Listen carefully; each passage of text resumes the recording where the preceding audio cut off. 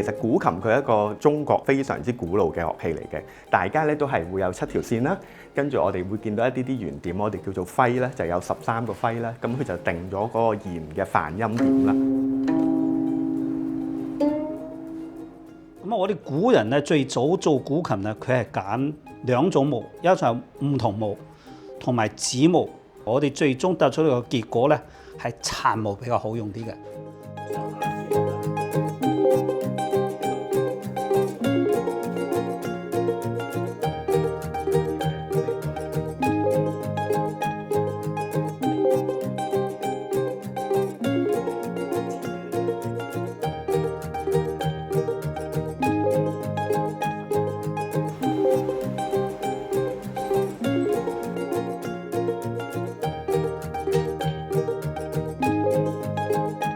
喺中國嚟講咧，目前比較流行嘅有4種木偶啦，包括有提線木偶啦，香港俗稱叫做扯線公仔啦。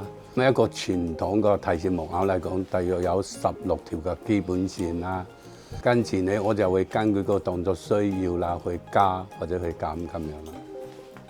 仲有一種木偶叫做象頭木偶啦，香港叫做揸頸木偶或者手托木偶啦，因為佢個手咧就係揸住喺呢個位。咁樣再一種木偶咧就掌中戲啦，俗稱叫做布袋戲啦。我哋就係用個手啦，用個手指控制住個公仔個頭啦，有3個手指就控制一邊手，另外一個拇指咧就控制另外一隻手啦。咁跟住仲有一種平面木偶就係皮影戲，我哋通常就會用啲牛皮啦、獸皮啦或者鹿皮啦咁樣嚟雕刻啦。如果你喺個燈光睇咧，咁你就會見到有顏色出嚟啦。咁啊，呢4種就比較流行。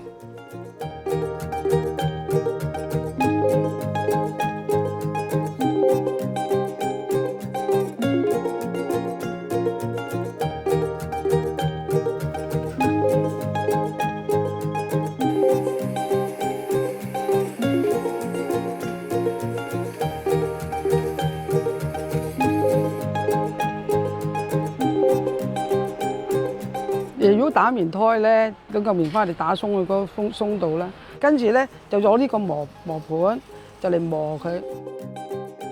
如果一張好嘅棉胎打好咗，係可以用好耐。可以好耐㗎，20-30年嘅嗰啲棉胎。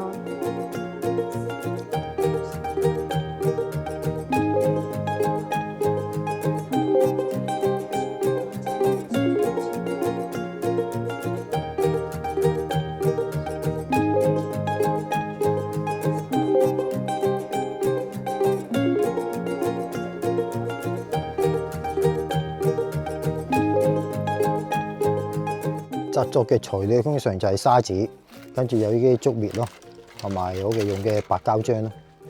步驟啦，揾咗個頭，即係知道自己整乜嘢先啦。然之後就紮個骨架出嚟啦，跟住咧就掹啲紙上去咯。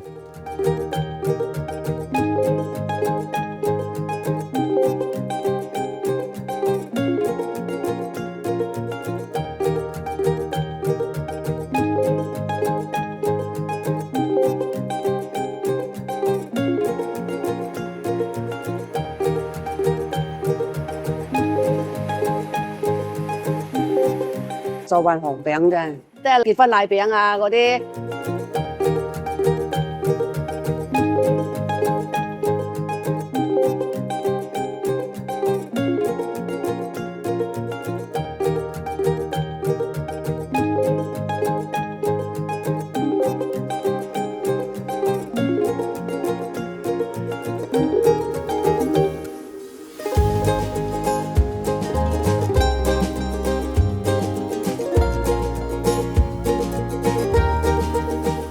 我哋最重要一種原材料就係黃豆嘅，第二樣咧就係一種凝固劑啦，就係石膏粉嘅，咁仲有水啦。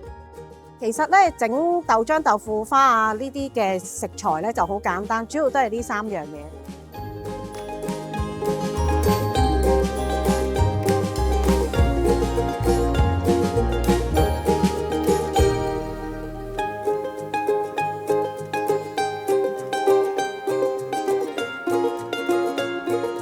漫遊街角，細味日常中的非遺。